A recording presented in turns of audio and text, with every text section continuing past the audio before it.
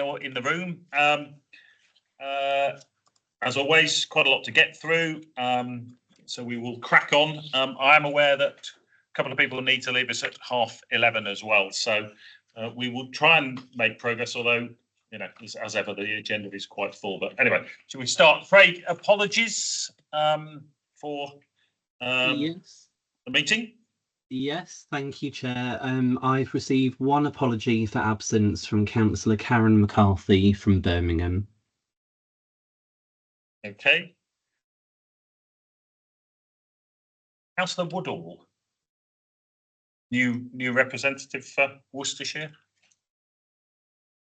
Yes, that's correct. But not here.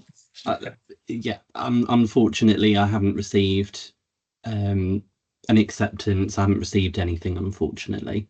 Okay, all right, no problem at all. Thank you. As you know, just it's a bit stupid of me to say it to the people who are in the room, but just a gentle reminder: if people can't make the meeting, you know, if they can endeavour to find alternates to come, then that is always appreciated. Coventry set the example the other day at the investment board with Councillor Duggins turning up as the alternate, which I'm not sure is a phrase that's often used. So there you go. All right, thank you. In terms of declarations of interest, usual reminder, any members need to declare any disclosable pecuniary interest they have in any item being discussed. In addition, the receipt of any gift or hospitality should be declared where the value of it is thought to have exceeded £25 for gifts or £40 for hospitality. Anything that, yeah, I'm not going to comment. Anything that anybody wishes to declare. Oh, okay. Thank you. Right. Minutes of the last meeting of the 15th of July. Well, so most of you were at that meeting, thank you. So just anything with regard to factual accuracy of those minutes. People happy? We can approve those minutes. Helen, I just wanted you to confirm that you were comfortable in the words that I used with regard to on page 2 under minute number 68 ARAC. You seen? It was noted that subsequent to the discussion at the previous meeting, the Combined Authority had obtained an opinion from legal counsel in June 2024, which stated that the WMCA arrangements in relation to the signing off of the annual statement of accounts are lawful. You're happy with that statement? For those who were on the council and the committee last year, you'll know that was quite an emotive issue, so I just wanted to make sure that was appropriately recorded. Okay, and obviously Grant Thornton have an interest in that as well. Right. Other matters arising from the minutes? Any comments, questions from anybody? I think most things are being actually covered during the agenda, so I wasn't aware of anything in particular. Anything that anybody wanted to raise, matters arising wise? Okay. No, I think pretty much everything else is actually covered. No, nothing else from me. Okay, very good. Get on with the agenda today. Right, action list is set out here. Obviously, most of those have been now completed. The one that's still obviously ongoing is on with respect to the external audit, which obviously will get picked up at our November meeting. You know, there was a number of good recommendations in last year's report. So when presented, hopefully in November, we'll come back to that in a minute.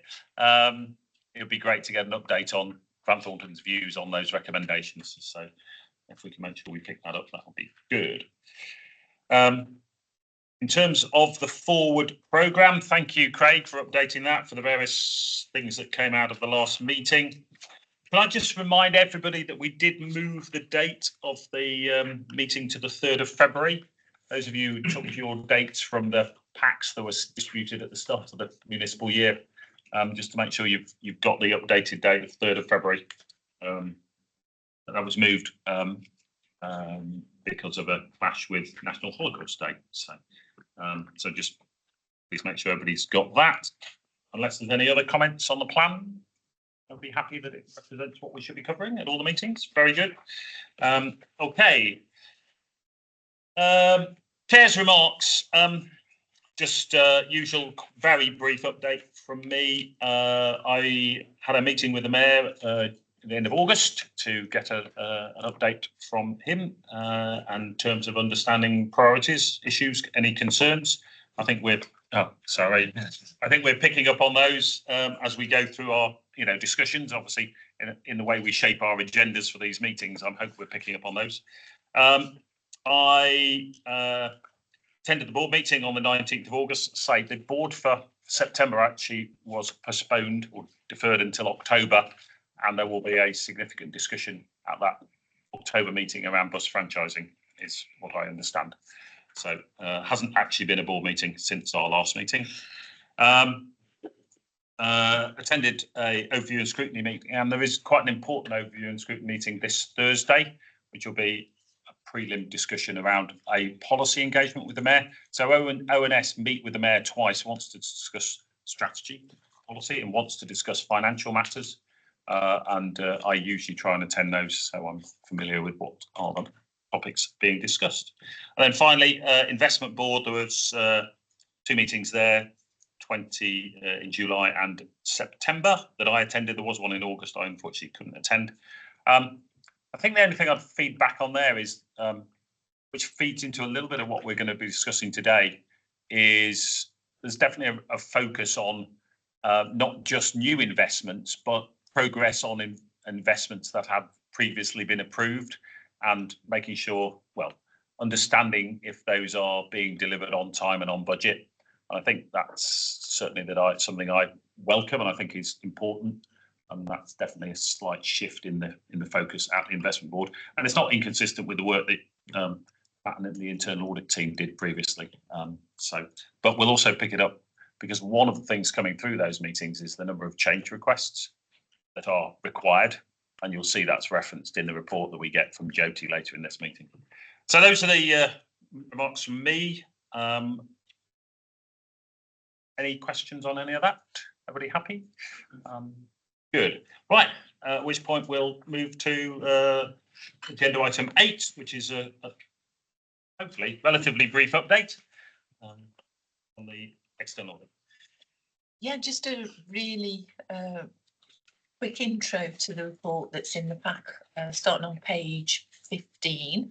So the audit, the second visit of Grant Thornton commenced during week commencing the 9th of September. So the audit is underway, and we're currently anticipating that the work will be completed by the end of October, enabling the audit findings report to come to members at the 18th of November meeting. So this will include the audit findings report and the value for money assessment, I understand. So that's the quick update on the audit process. Also in the report is reference to the ministerial statement on backstop dates, that the legislation is going to be changed when parliamentary time allows. It doesn't affect the combined authority, but it does affect some of our local authorities. So there's a schedule of backstop dates that will be approved in the coming months. But the important point for the combined authority is that we'll get another month to prepare the draft account. So we can do those quality checks in that extra four and a bit weeks that we get, so we can ensure that we've got better quality accounts, which I'm sure Grant Thornton will be pleased to hear as well. And that's all I wanted to say. Happy to take any questions. Okay. Thank you. Oh, thank you. Just one quick point on the accounts. We discussed at the last meeting whether or not the accounts will have to say anything about leases and implementation of the new standard on leases, and I think you were assessing that. Yeah, there's work going on at the moment so that we can disclose the value of leases that are affected by the IFRS 16. Yeah. It came into operation on 1st of April 24. Yeah. The only reason I raise it, when this new accounting standard got introduced in the private sector, it was just massive, and it had huge amount of time, effort and attention. And whilst it doesn't apply to our account until next year, you are required to disclose what the impact is likely to be this year. So, okay. And I did notice the FRC it's literally last week, Financial Reporting Council, who provide guidance, actually issued their paper on backlogs. Literally last week. It is entirely consistent with the ministerial statement, from what I can work out. But as Louise said, it is very good for us to be in a position whereby this doesn't have significant implications for us, because but you should be aware that this is a huge issue for the sector in terms of the number of opinions that are out of date, and the fact that actually regulations are just going to try and draw a line under this and start afresh, to be honest, an issue. But the thing this flags is the issues with that is that an audit always relies on the accuracy of opening balances, and if you haven't got an opinion on the opening balances, you're always playing catch up. Anyway, don't worry about it. The good news from our perspective is, as we said, the one concession here is actually to give us an extra month to get our draft accounts filed, which will be helpful. Okay, I think that was it. Unless there's any questions on that report, anybody want any further on that? The really key point is we are hoping to sign off the accounts in November, which will be great. We need to be quorate in order to do so. So I think Councillor Lacker reminded us at our previous meeting that it's great. You should attend every meeting, but if there's just one you're going to attend, please make sure it's the November meeting, okay? Because it's really important we can sign off on those accounts. Craig, I think in terms of rigorously following up on attendance and suggesting the need for alternates if people can't make it is really critical for the November meeting. Okay. If there is a danger of slippage on that, could you let me know as soon as? Yeah. Okay. Very good. One of the things that I just asked for a quick verbal update on was the transport review, which says Helen's going to give us. You're aware that the Mayor has commissioned a review. I think it is something that's obviously picked up in the risk register, which we'll come on shortly to. I just felt it was important this committee, with its overall responsibility for governance, is aware of what that review is and when it might happen and what the scope of it is. So if you could update us, that'd be great. Yeah, thanks, Chad. Very little to update at the moment. We went out to tender for the reviewers. We received 3 bids. They were evaluated. The successful bidder was Arup. They were appointed mid-September. Arup. Okay. They started making contact with various people within the organisation to pull together information. We expect this review to be fairly short term, so don't have an exact date, but hopefully by the end of October we should have the results of that first stage. Okay. Is it worth us seeing the scope of that review? I haven't even seen what's covered by it. Public documents. I don't see why not. Yeah. Share that with Craig and circulate it Yeah, in minutes. that'd be great if you could. Okay.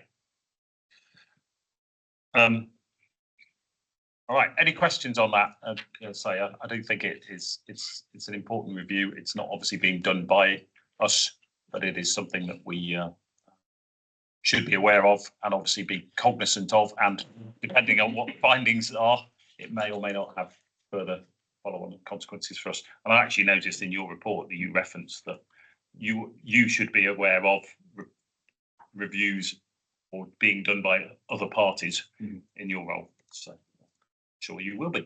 Okay, very good. Okay, if nothing further on that, internal audit charter. So item 10 on the agenda, over to you, Matt. Sorry. Thank you, Chair.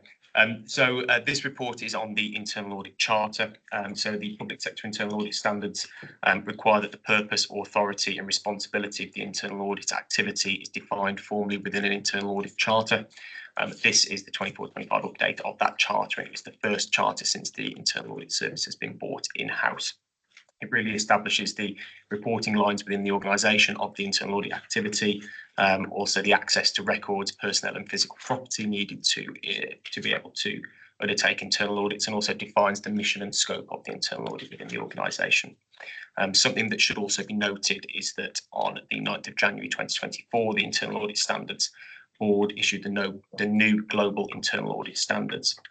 This is currently based on the existing standards in place, but the new standards do come into place in January 2025. And once they do come into place, we will obviously be aligning towards those standards, and this report and this charter will then come back for approval. And again, I'm happy to answer any questions. Okay, Councillor Martin.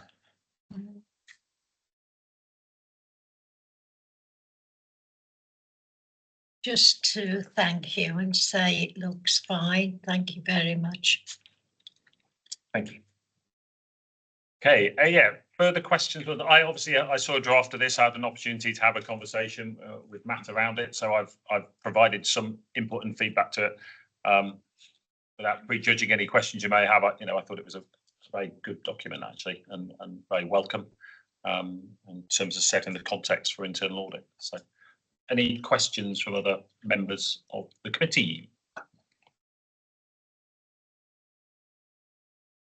Not just 2 or 3 little minor things, achieving that just, but 4.4, there is sort of I think we touched on this, is this reference to the interaction with scrutiny as well as ARAC, and obviously that's consistent a little bit with the DLUP way of thinking as well. So I don't know how you think that might get addressed, but I think it is something that they should be mindful of, and hopefully ONS are aware of what you do and what you provide, and obviously it's a different area of focus, but it's acknowledged in here.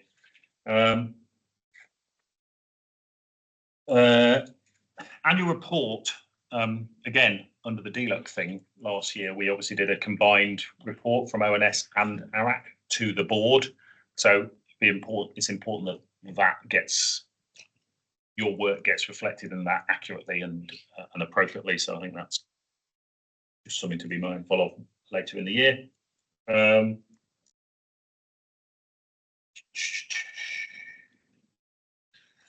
the only other thing, 17.1 talks about an external assessment. Obviously, given we've only just brought internal audit in-house, I think it would be premature to do anything of that nature for a little while yet, but something that to be done in due course. I think just one thing to flag for those who've been on the committee before is the slight shift in the opinions to make it consistent with best practice guidance, but what used to be described as satisfactory is now considered reasonable.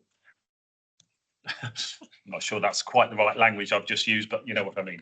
That's the overall conclusion. So, okay, everybody happy? Yes. Excellent. Thank you. Very good. Right. At which point we'll go on to the internal audit update report. Now, just to be very clear, at this part of the meeting, we're just receiving the overview report. We will then, when we get to the private session later, get into the detail of the 4 specific reports that have been presented to this meeting. Is that right? So just we make sure that we understand that detailed questions on any of the 4 individual reports we'll pick up in the private session a little bit later. Okay. Thank you. So as Mark has already set out, the purpose of this report is to present the committee with an update on the work completed by internal audit since the previous update on the last meeting of this committee in July 24, and really in relation to progress against the delivery of the 23-24 and the 24-25 internal audit plans. So in terms of the brief overview, so work is now completed on 23-24 in internal audits. There is 1 remaining audit to be agreed with management, which is the SWIFT audit, and there are 4 audits within this report: business continuity, retrofit, Longbridge, park and ride follow-up, and also a AEB, so the adult skills procurement. So there were 4 audits completed, which are within the pack. 2 of them were provided a limited level of assurance, that was business continuity and Longbridge, and the other 2 were satisfactory assurance. There are 2 audit reports in relation to 24-25 internal audit plan, which are now completed draft report status and are with management for their comments. That is the UK SPF audit and also the information at Bush Services and Shelters audit, which is a charging audit. In terms of the assurance opinions as well, as Mark has stated, a revision is made to the audit opinion for satisfactory, which is now changed to reasonable assurance. So that aligns to the 2020 review of the internal audit engagement opinions and the setting of common definitions, where there was really an ask for public sector internal audit functions to align their assurance opinions. So I'm happy to take any comments, but as Mark has mentioned, the full audit reports and comments on those will be in a private section of this agenda. You want to just touch on status of outstanding actions. So page 48, 47, 48. So follow up with previous recommendations, section 7 of your report. Yeah.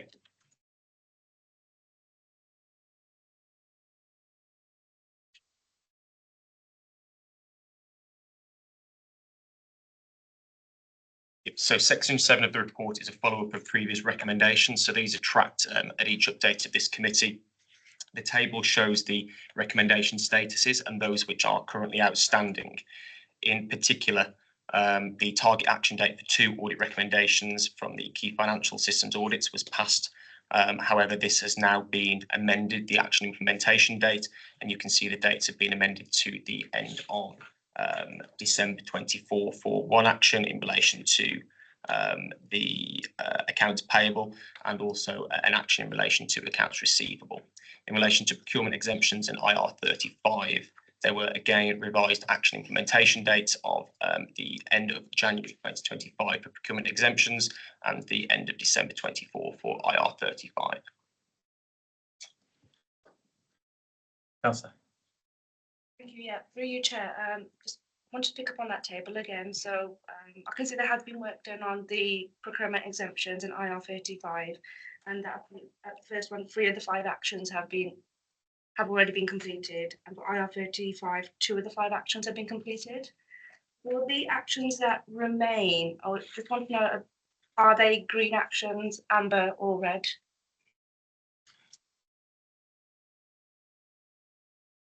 So in terms of the actual status of the actions, I would have to get back to you on that. I don't at this moment in time know the exact colour of the actions or whether they were amber or low level actions. I think the report flags there 1 red and 4 amber. So It's which ones were. yes, so by definition they must be at least amber. Yeah. Yes.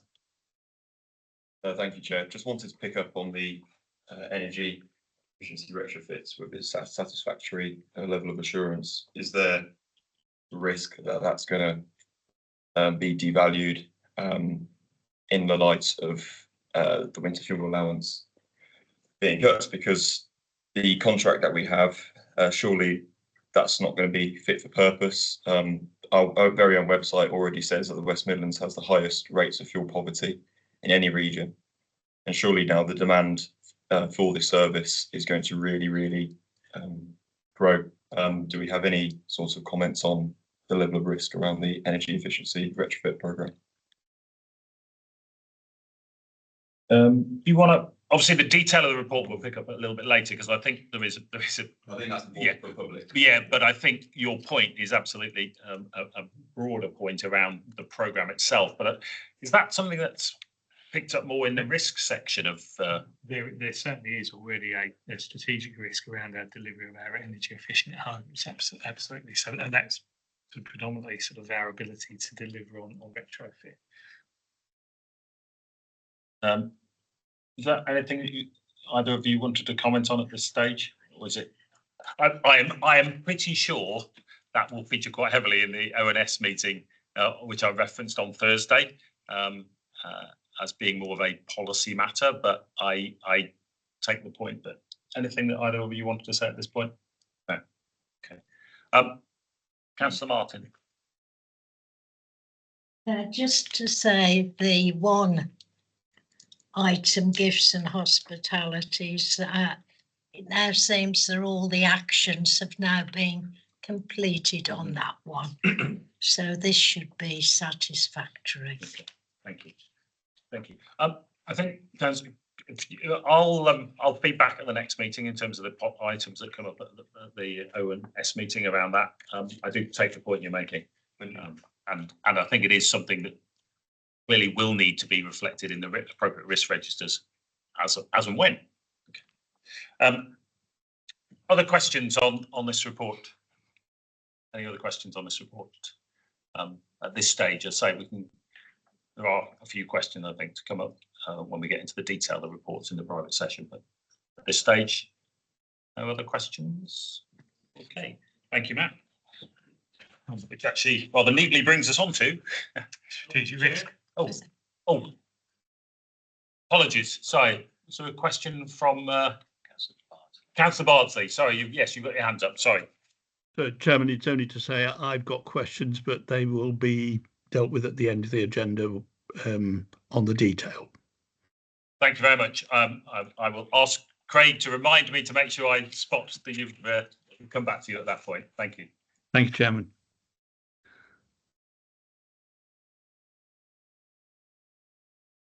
Okay, agenda item 12, strategic risk update. There's a little bit going on here, so maybe a little bit more time than sometimes, if that's all right.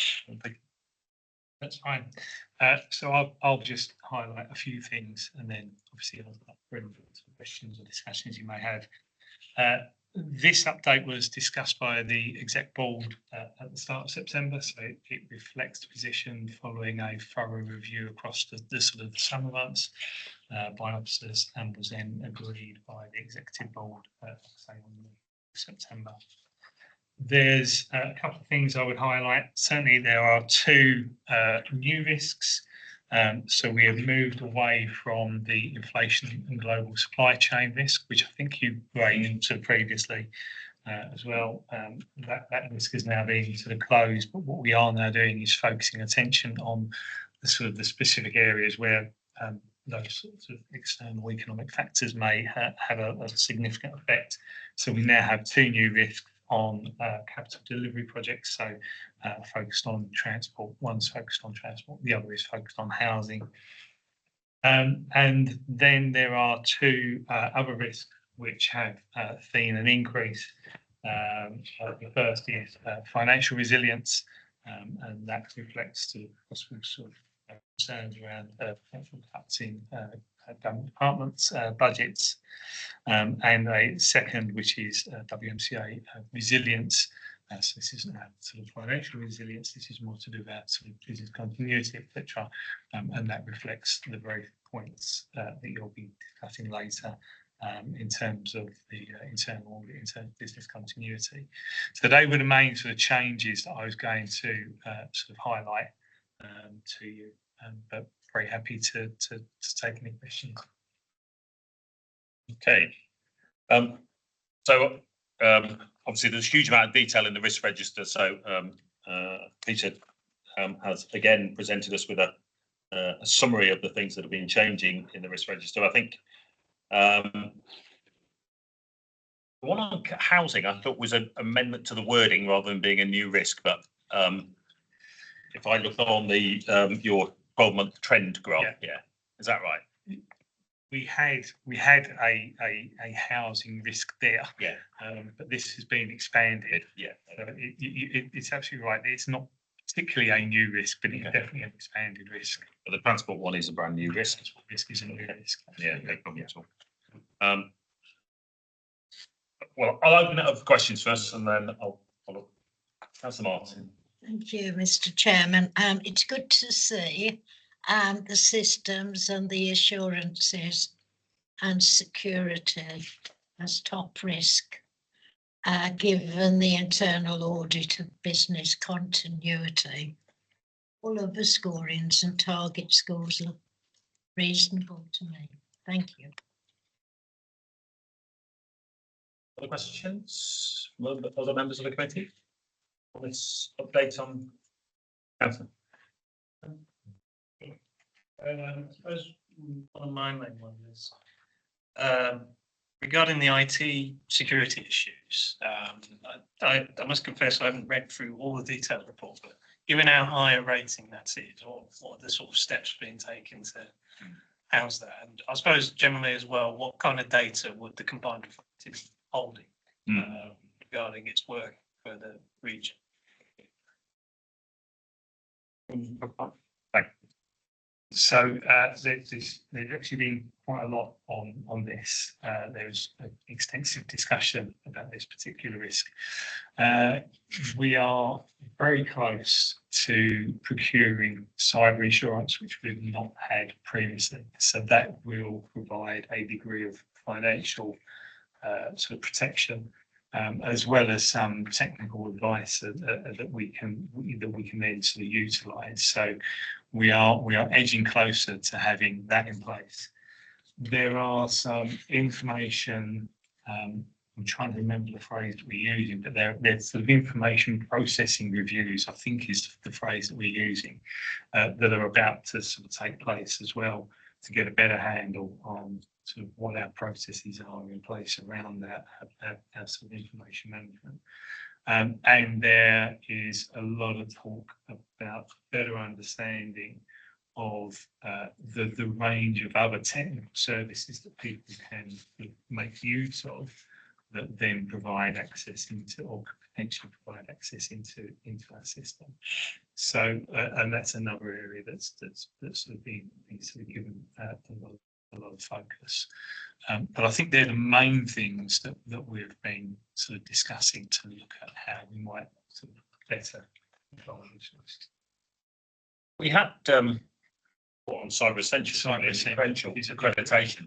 Yeah, I can't remember where that had got to. There was quite a lot of actions being taken, but actually, Jason, Jason Danbury. Yeah, Jason Danbury. Not many of you, but those who've been in the committee a while will know we've had reports from Jason Foss. It might be worth an update on that actually at some point. So it's a critical part of clearly managing risk within the organisation, and a subset of the broader point on business continuity we'll come back to later. Okay. Other questions? It's more observation. I'm quite surprised to see that governance failures sits with such a fairly high score. I mean, sitting somewhere in the middle. I'm surprised to see that as an amber risk. Peter? Did you want to? Just thinking, it might be something we want to revisit. We've undergone through September a very extensive programme of training for governance awareness, report writing, literally something happening virtually every day throughout September. I think it's there more as a risk of things changing all the time, and we don't actually think there's anything wrong with it. We just think there is a risk that as things change, single settlement, the way we're funded, etc., can we keep up is more the question. Obviously, we're all on top of it. We don't think there's a problem, but we are aware that something might come and kick our feet from under us without us being ready for it. So it's just something we'd like to keep on top of. But as I say, a lot of work has been done, and we might want to revisit that. I think that's a really important point. Actually, I think the context is it's never stable, and therefore it might be evolving. But I would also comment that there's a lot of work gone in from Helen in her team.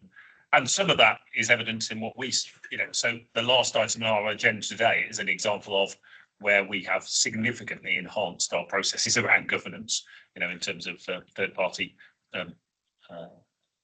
investments. So not third-party investments that we have. So, yeah, I think there's a lot of work gone in, but it's one of those areas where, yeah, there's still the potential for significant changes coming down the line.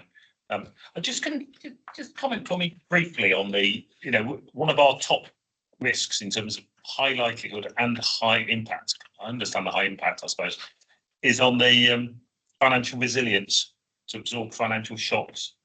If I just explain why we think that is a highest level of likelihood.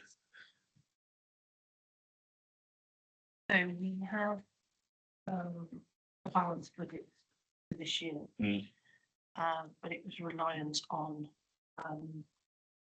government announcement last autumn that this region was to receive £250 million worth of revenue funding to stabilise our transport network. Over the medium term, we have an increasing gap in our transport budget. It's not sustainable. We've been in discussions with leaders monthly on this for the past 2 years. we were using the £250 million to balance this year's budget using 28.4 million, 250, and then using the balance of the 250 to buy some time for the region to keep the network stable while we look at the options locally for how to deal with that, whether that is more effective use of the money that's available in terms of streamlining the transport network, or indeed an actual increase in the local income that comes in and supports the WMCA. We have done numerous updates to leaders on this, and just for context, the West Midlands local funding into our transport network is around £41 per head of population. So it's funded by the metropolitan authorities, and it's around £41 per head of population that funds our regional transport network. In Manchester, that figure is £74 per head of population. So you can see we've got a difference there. Manchester of a similar size and similar population. So we've got a difference there in terms of the amount of local funding that is coming in to support the West Midlands transport network, which is causing an issue over the medium term. The reason why this risk has now increased is that following a change in government in July, we have been told that the 250 million that we were allocated back in the autumn budget by the previous government is not necessarily secure. Oh, okay. So as a result, we are in daily conversations with both CLG and DFT civil servants, and the Mayor is engaged directly with ministers to ensure that they do not withdraw that 250 million from us as part of the 30th of October budget announcement. We've given full updates to the Mayor and Met leaders twice now, and we have an emergency Mayor and Met leaders session on the 1st of November following the budget announcement on the 30th of October that will have to respond to whatever government tells us on the 30th of October in terms of whether or not we have that money secure. Government have been told this is the single biggest issue that the West Midlands needs to deal with, and are acting accordingly, but are unable to confirm anything until the 30th of October. Okay. Thank you. That's it. Was that 250 million? Yes. So without that, what's the sort of consequences? So I have taken a full detailed review of our balance sheet and looked at all of the resources we could reallocate from our balance sheet that would see this authority through financially to March 25. But that would still leave us with a £90 million funding gap for 25-26. So depending on the announcement on the 30th of October, it could be anywhere between 0 and 250 million. So we are planning for 0. At the minute, I have introduced some spending controls within the authority, whereby for grant funded expenditure, because we have to ensure that that money is spent, but for expenditure that is within our local control, we are reviewing that and ensuring that sort of we're only spending essential money at the minute until we have clarity on the 30th of October. The leaders will, we have prepped a list of cuts that would be required to transport that would go to the 15th of November board should we get a 0 on the 30th of October. All that said, I think it's, at this stage, it feels highly unlikely that we'll get zero. So it'll be somewhere in the middle. Yeah. So yeah, so we're prepared.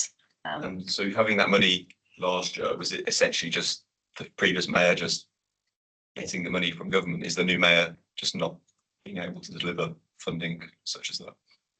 I think it was a deal that our previous mayor did with the chancellor at the time. It was a reallocation of HS2 money. Post the general election, you will all be aware that the new government has said that they are overcommitted and that money is not available to them. So they can no longer assure us that we can get that full amount of the allocation. We obviously had a written, it was in the budget, it was in the budget speech, it was in the papers for the budget speech that we have the award from a West Midlands perspective, and I also have a letter confirming to us from government that we were awarded 250 million back in November. So we were on firm footing in terms of the use of that, but the obviously change of government has meant that they have now said that there is a risk that we might not get it. And we as a committee sort of confirm our sort of worries about this tremendous risk. We can. I think as a ARAC, our responsibility is to make sure that the organisation is aware of the risk and is putting in place plans to respond to such a risk. Obviously, it's perhaps again, sorry to repeat, it's perhaps again from a policy and strategy perspective, it's more for overview and scrutiny, but clearly it's a real responsibility of this organisation to understand how it would manage such a risk should it materialise. They're not a level of commitment, having been in the budget and I've gone into this municipal year, that this matter anyway. It might be helpful if I came in. Yeah. It's unfortunate that we've had a change of government because the legal position is that a government is not bound by anything that's been done by its predecessor, Right. unless it's actually happened. So as Linda said, the deal was done, but the money was never received. So it was promised to us, but the money would have come at a date after the change of government. So Oh, I see. they're not bound by anything that was promised by the previous government. So we've, as you can imagine, we've looked quite in some detail into the legal position. So I think we are content's never the right word, but there's nothing more that we can do working with officers and politicians. We're on it, as you can imagine. But unfortunately, that is the legal position that the Conservative government can't bind the incoming government. And even though it was a 5-year programme, which presumably started on the 1st of April this in 24. Correct. Okay. Okay. Yes. Welcome back. Yeah. Can we not ask for some sort of, we've got a position there, but like a proper review into this funding gap, like an independent thorough review? And we know the new mayor likes lots of independent reviews. How about surely this matter deserves a proper independent review?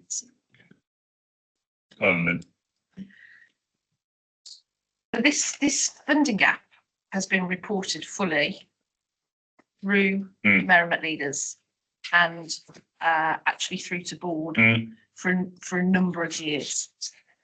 It has arisen through previous decisions on by leaders in terms of their choices around how much they have funded into the transport levy. As I said there, currently the West Midlands puts in £41 per head of population. Of aspirations of Manchester at £74 per head of population. We've made certain choices over the last 15 years locally about how much we put in regionally.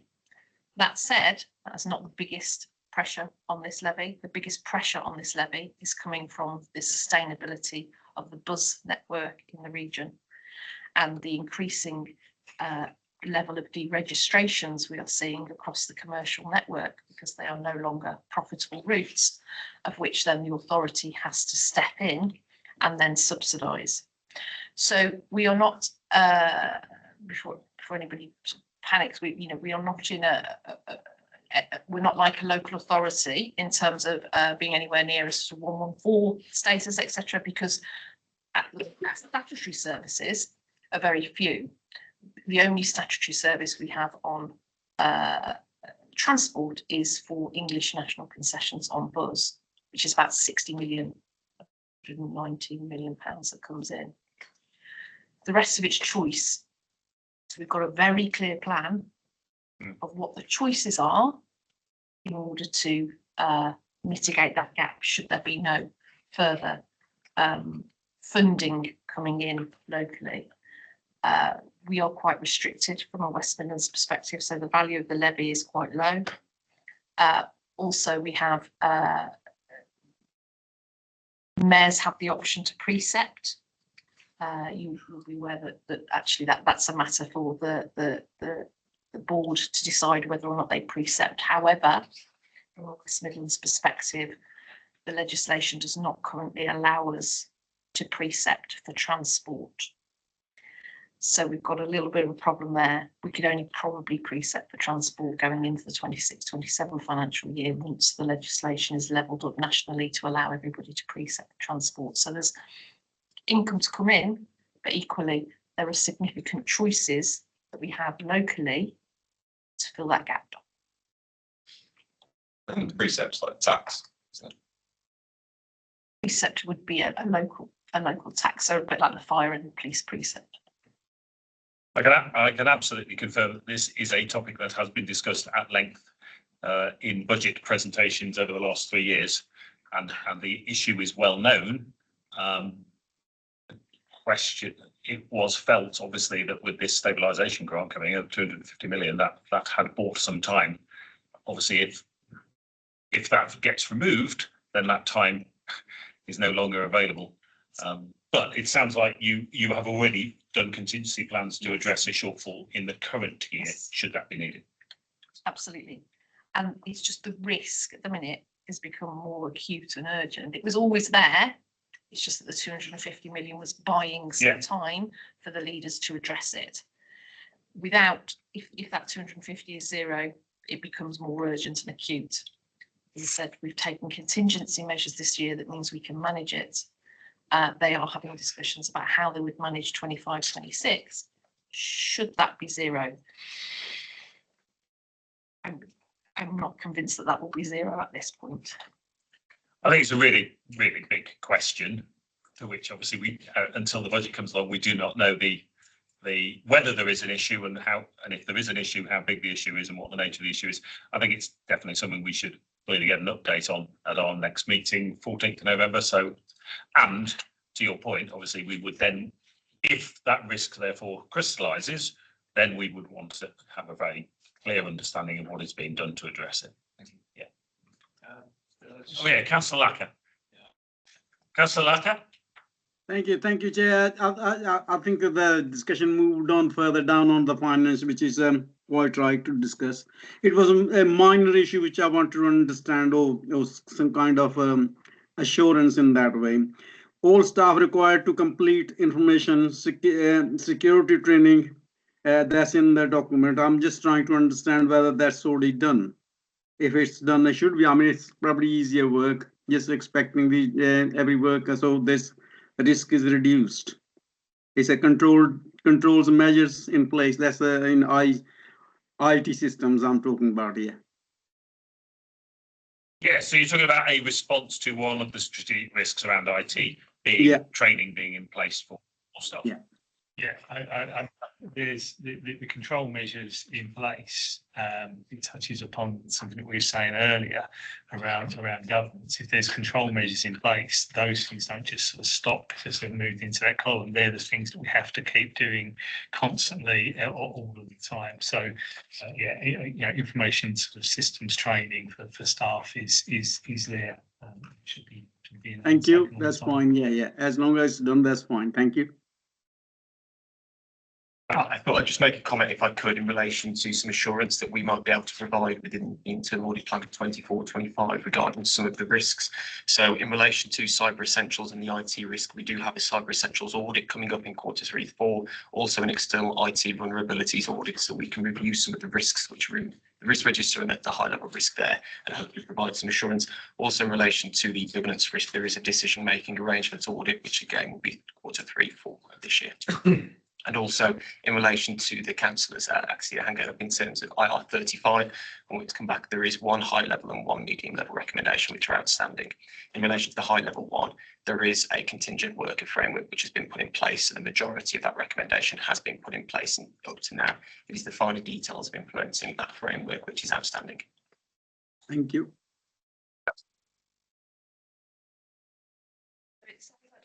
And that's the transport funding commitment, that with the change, there's been a change to the commitment to that funding.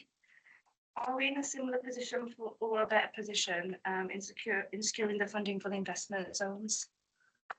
Thinking with that change in government, are we still confident that we'll still get that funding? Yes, so that money's been confirmed. Just to sort of just come out slightly on Councillor Lapp's spot. I'm a great believer that when it comes to IT risk, you can mitigate some of the risks through technology, but your biggest risk around is usually people, and then complying with, and therefore doing their training is a really important measure to make sure that they are aware of the risks and their own personal responsibilities for dealing with them. So I support Councillor Lacker's observation, and yeah, having training in place is only any good if it's then undertaken, isn't it? So I say that as somebody who gets emails from the combined authority on occasions reminding me of my training responsibilities. Yes, thank you. That's Johnson. Just two quick ones. So F1 and then like. In terms of like, because one of the ones that came up as a risk was adult education. I suppose generally, like, what are the main things that combined authority do with adult education? Because I'm not too familiar with like the responsibilities, and is it mainly over 18s only? And what kind of risks are there with that? Peter, do you want to pick on that? I'll pass on to others about the sort of what the adult education budget might sort of cover. But just to be clear, there isn't at the moment, we've not highlighted a strategic risk around that. There is the department that looks after that particular budget does have its risk management in place. I've spoken to them at great length. So I would certainly be looking for any information that they pass to me where they start to highlight any particular concerns or anything that then sort of crops up through an internal audit process, for example, sort of highlight areas of particular concern. At the moment, there isn't a strategic risk around the adult education budget, but I'm certainly in touch with the department that looks after it. We can certainly do a separate briefing note just about actually the roles and responsibilities we have. It is a devolved statutory responsibility from government. So instead of handing the money out centrally as they used to do, from 2016 they devolved that money to West Midlands CA. So it is the responsibility for, it's about the adult education budget itself is about £145 million a year, but with other skills top ups on top, it's more like sort of 160, 170 million a year that we administer. We pay out to colleges for all adult education as well as independent training providers, and all skills money comes through the CA and then goes out. But we can provide a more detailed briefing note if that would be helpful. It's an area that I have some previous experience of in my professional career, and independent training providers and the way we contract with them and the way we monitor their performance is an area which I've had a particular interest in. I'm pleased to say internal audit, I've looked at it twice, and it's also an area that has cropped up through whistleblowing matters in previous years. So that for me is where one of the key risks lies. Are we managing the contracts with colleges, but particularly ITPs appropriately? Are we making sure that when we obviously give them money to deliver courses, that those courses are delivered, the trainers do receive the training that they've signed up for, and the colleges are being, or the training providers are being paid to deliver? So that for me is where the risk is, but I'm pleased to say internal audit have looked at that twice, I say, in the last couple of years, and there were recommendations, but there haven't been major concerns identified. And actually, even in the whistleblowing, I think it's fair to say that there were more grievances than particular issues with that arose, which is, it's not uncommon in that sector, should we put it like that? That's my last question. That was me because I didn't turn my mic off quick enough. So, my last question was, in terms of like this mayor's plans for eventually bringing back the bus franchises post whatever year, is there any like, is it very much with like a lot of things, we just wait and see what the budget says, and then I suppose like what sort of the long-term, medium-term state of that is? as I said earlier, I am aware that this is going to be a topic of significant debate at the next board in a couple of weeks' time. But do you want to comment any further, Steve? So we are just exploring options. So there is no decision yet on whether to franchise or not. We've got a plan that looks at the options that is currently being independently audited, and the results of that will come back for a decision to the board in due course. So that'll be a debate on the 11th of October. It will move further depending on the decision. What we have to remember in terms of franchising is that whilst it may provide better value for money per pound, then we can actually buy a network the size of the pounds that we have.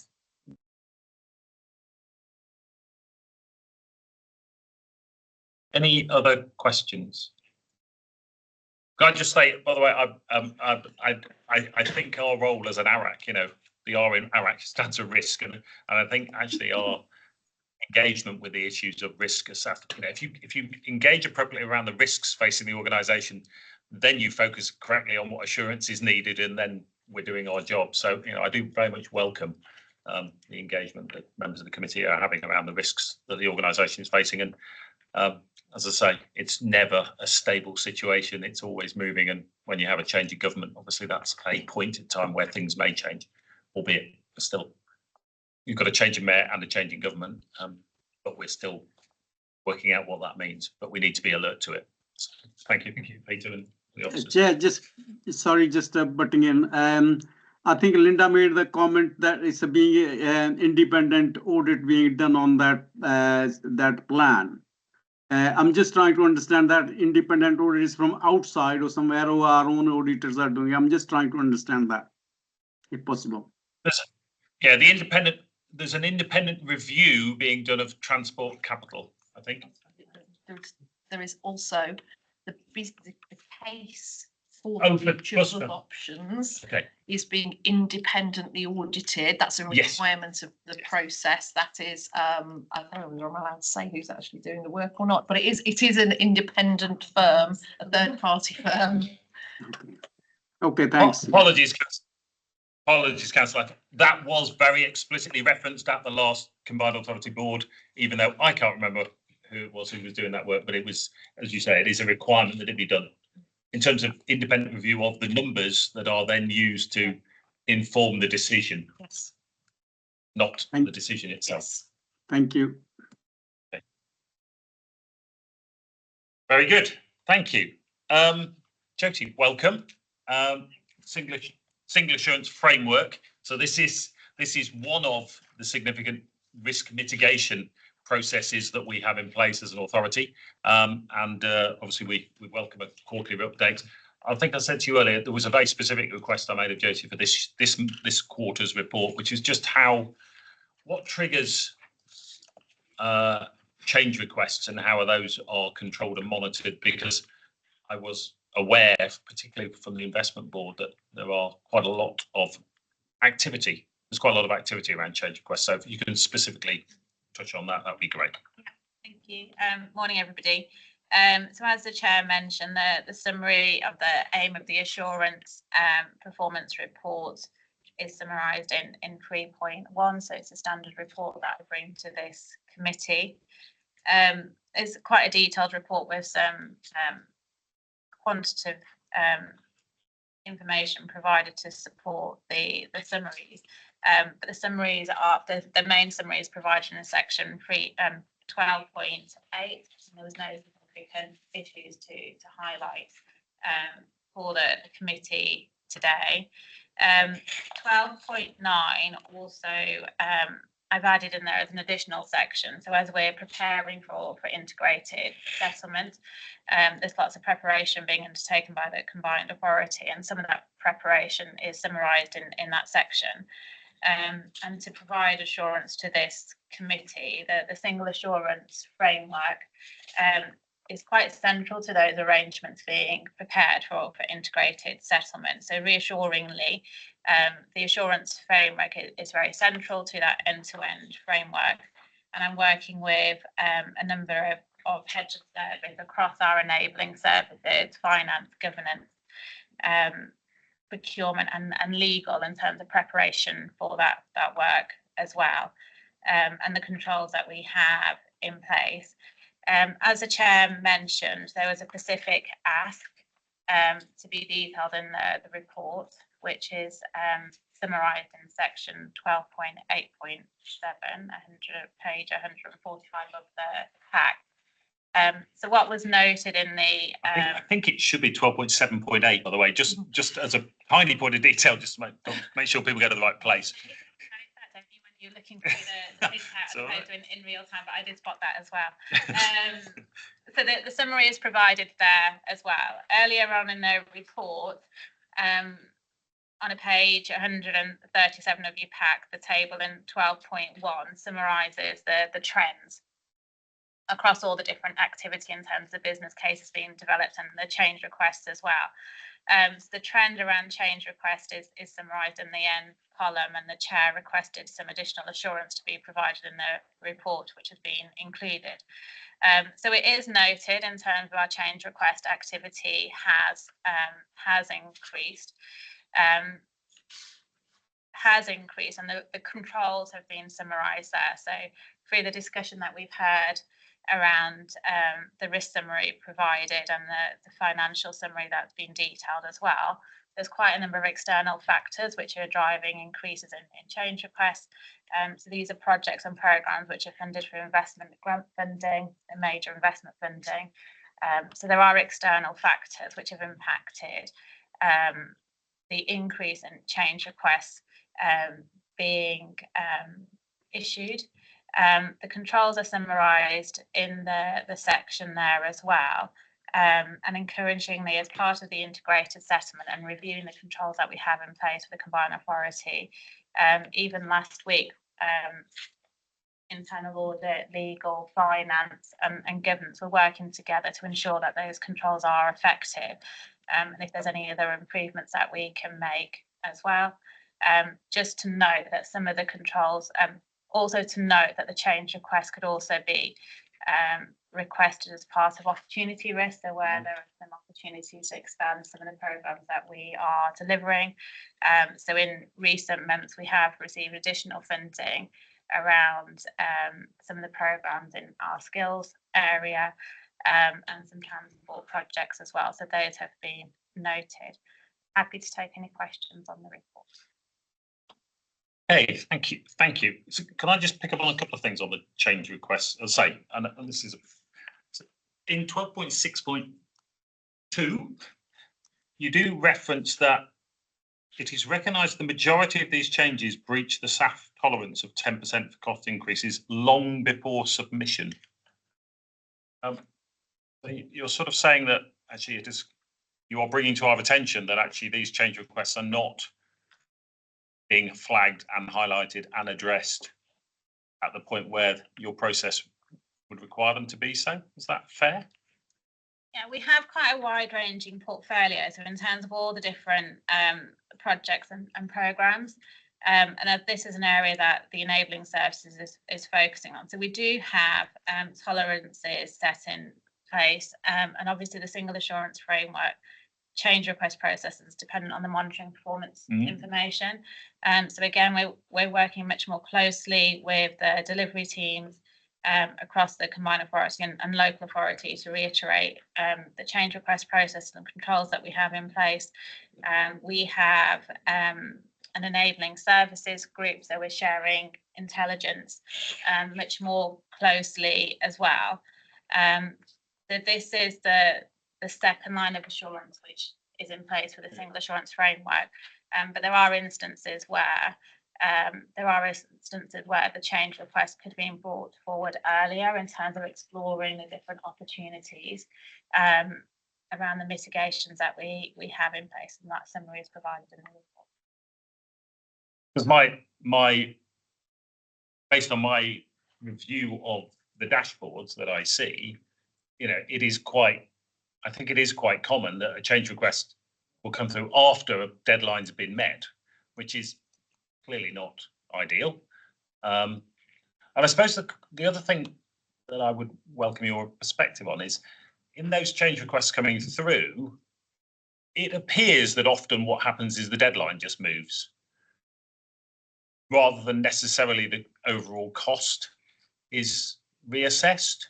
But that may be a misapprehension on my part. But and I'm aware from other discussions at the board level, certainly to transport, that, you know, cost pressures is, I would say, cost pressures and planning seem to be the two key issues that get flagged as to reasons why projects haven't been delivered on time. But when the change request gets approved, it's for an extension to the time. Do you want to just comment? And are you comfortable that when the change requests come through, there is a rigorous enough assessment of the likely cost, as well as what is likely to be the timescale under which a project will be delivered? Yes, so also summarised in section 12.6.3. So I suppose the highest profile change requests that go through the approvals process tend to be focused on cost increases. But the table in that summary also details the root cause of the change request. So not all the change requests would have to go through the approvals process if there isn't a cost implication, but it would go through the relevant authority through the governance process as well. In terms of assessing the controls in place from a change control perspective, would always look at all those areas of impact. So even if the root cause is a time extension, the independent appraisal process would also work with finance colleagues to assess the cost implications and provide that challenge. That is included. And this is also an area that we want to strengthen and review. So the additional continuous improvement that we put into the controls, again, working with procurement, finance and governance, is we would always reassess from a single assurance framework appraisal perspective, assess any cumulative impact on numerous change requests which have come through related to a particular project or programme as well. So it wouldn't just be the standalone project that's assessed. We'd look at the history and refer back to the business case. So there is an increase for various different reasons, external factors, also for the fact that the process is becoming embedded, the opportunity risk. But we are looking at continuous improvement in terms of ensuring that there are effective controls in place, and that re-education in terms of the changes coming through on a timely basis to allow for mitigations. And that is certainly an area, as I've shared, the enabling services want to work much more closely together to ensure that those controls are effective. Okay. You know, Linda attends the investment board meeting as well, so she is aware of the issues. But, you know, to give you some context, there's a lot more change requests coming through from the investment board, apparently. And I think it's about 40% of the current live projects are red flagged as being unlikely to deliver on time on budget. So it just feels to me this is quite an important issue, and it's really important that your framework. Many processes are really good on the front end going into projects, but the ongoing monitoring of projects is as important in many respects. But Linda, did you want to comment? ties back into the conversation. I think we opened with around the transport review. So there's been 4 reviews so far in terms of the projects that the WMCA controls, which are, you know, mainly transport investment and infrastructure projects. 4 reviews so far.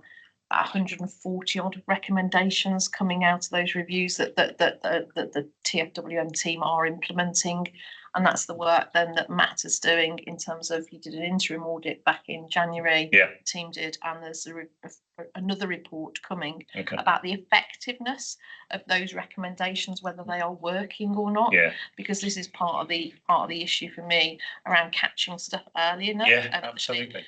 And actually, is the monitoring of delivery timely enough for us to be able to be managing these things in a more proactive way? And that's the whole crux of a lot of the recommendations that were originally highlighted, that Matt is going in now and testing to see whether or not they are working. Actually quite pleased in a way that we've got so much more visibility and so much coming through, actually, because that's telling me that more and more things are becoming compliant and starting to come through. But how effective that monitoring is what I'm expecting from Matt's audit to come back to us on, to see how well those recommendations are working and if there needs to be anything else introduced. And obviously, as we mentioned right up front, there is this independent transport review as well, which I'm sure will come up with a whole series of more recommendations. This committee may recall last meeting, Matt, was it last meeting or the meeting before, you presented on a review of the monitoring processes going around investment board. And I think it was fair to say that you encouraged that both resources and systems were being put in place to improve that, albeit it was relatively early days. I think it's politely put that. Councillor. Just looking at the table in 12.7.1, I noticed that the majority of the business cases come through unexpectedly, which I presume has a knock-on effect on the work that the team can do. Is that genuinely unexpected, or do you think there's an area where planning could be done so that they're a little bit more of an earlier intervention to try and help the team get through the business cases? I have been flagging this risk to the executive, and so we are doing a re-education piece with the delivery teams and also the local authority delivery teams as well. So I think there is a risk around planning. We do engagement. There are a number of factors which I've said have impacted in terms of, you know, the 2 election periods that we've had have had a knock-on impact. So the team is resourced effectively from a programme assurance and appraisal perspective. I think in order to be proactive, we would like better planning. It's the very same subject that I've got to leave the meeting. I've got to leave the room for in a minute, because I'm actually going to go and have a discussion with somebody who can't forecast. So I feel your pain on that one. Okay. And just like, so if we look at what we've had, so we've had 5.6 billion devolved in the last 10 years, and a lot of that is coming through different grant funding streams. So we've got something like over 100 different grants that come in that support the revenue budget. A lot of the time we're responding very quickly to try and secure there'll be an opportunity that comes up in government, and as a region we respond and grab as much of that money we can for the West Midlands. So that can be a bit of a hindrance towards actually effectively planning, because what we've been doing is actually trying to access as much money for this region as we possibly can. And a lot of the time the bidding windows are very short, tight turnaround in terms of being able to request money from government. That said, as Jyoti said in the report, us moving to a single settlement should actually be help tremendously in terms of our ability to plan as a region. Next year will be a 1-year single settlement, but it is actually effectively putting all those hundreds of grants into one pot of money for the region for us to decide how we use it. So whilst next year will be a 1-year single settlement, actually they will be moving to a 3-year rolling single settlement, which will absolutely mean that we can plan more effectively around place-based needs. And that's the work that we're doing around the enabling services and with Josie and the team to ensure that the processes going into that single settlement are as effective as they can be to make sure that that money is used in the best way possible for the biggest impact. And I have one slightly mischievous comment. 12.5.2, you reference all 15 business cases were recommended to be approved by the appraisal team. Just wondering, how often do you reject a request?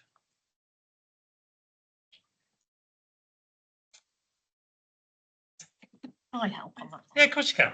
I just So- if you always approve, I just I yeah. don't know. I don't think it's as necessarily the appraisal Okay. assurance teams to approve or not. Okay, recommended approval. Recommended, yeah. Okay. So actually, and whilst yes, we have 15, there will be a lot that have got a whole list of conditions. Right. So if you do this, or if this is strengthened, or if Yeah. this is, so it's an assurance and recommendation Yeah. rather than being able to stop something happening.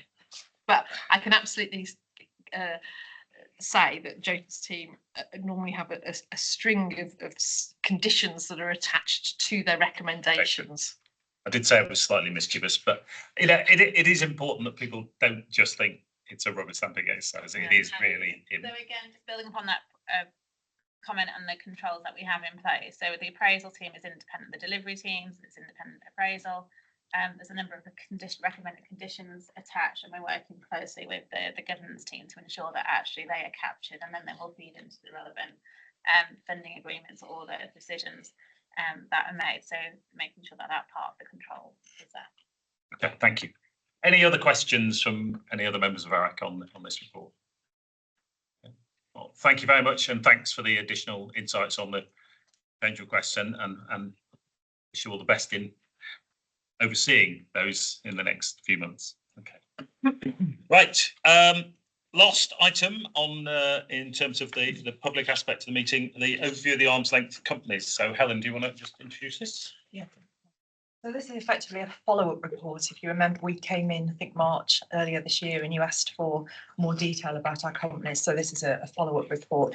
I should probably say, looking through it, the recommendation is to consider and agree the recommendations set out in 5.1. Yes. I think for the minutes, Craig, we probably ought to include 4.7 as well, because what we're actually saying is that we will come once a year and give you an update, and we will usually do that in the last meeting of your municipal year, so that if there are any actions arising, you can then build them into your work plan for the following year. So I think that what we're actually saying is, are you happy that we come to you once a year in that last meeting to give you an update of the previous year? Obviously, we're mid-year now because you want more information.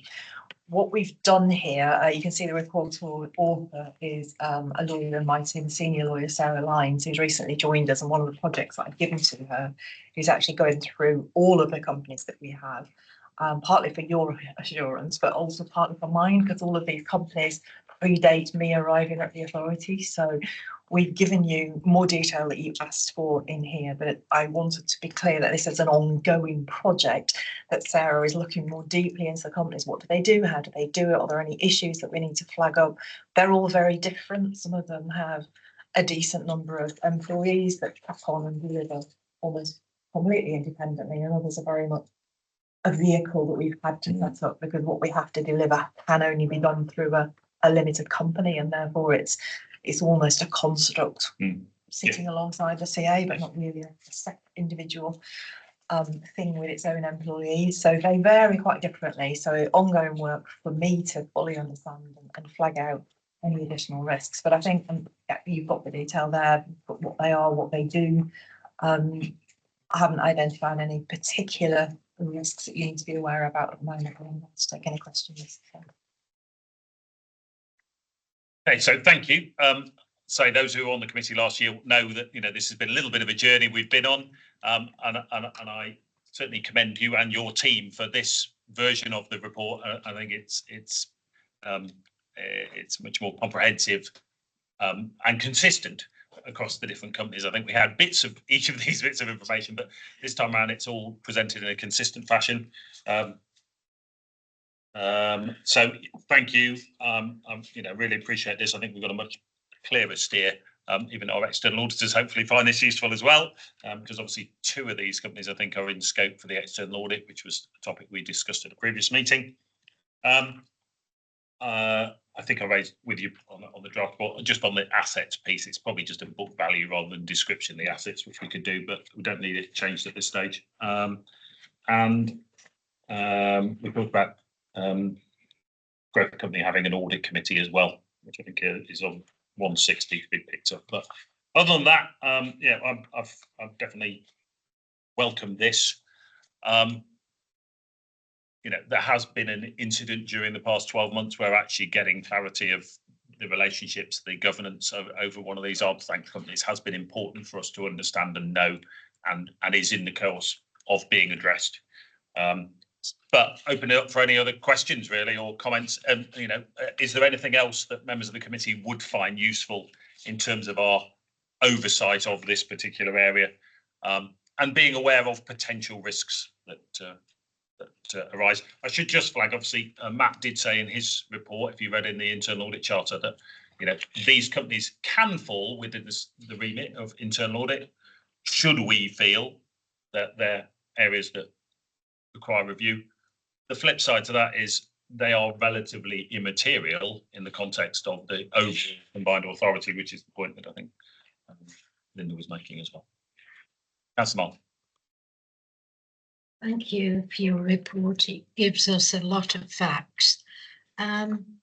Regarding the future updates and that, it would be helpful if there was more detail on the performance and how they positively contribute to the CA's operation in the region as a whole.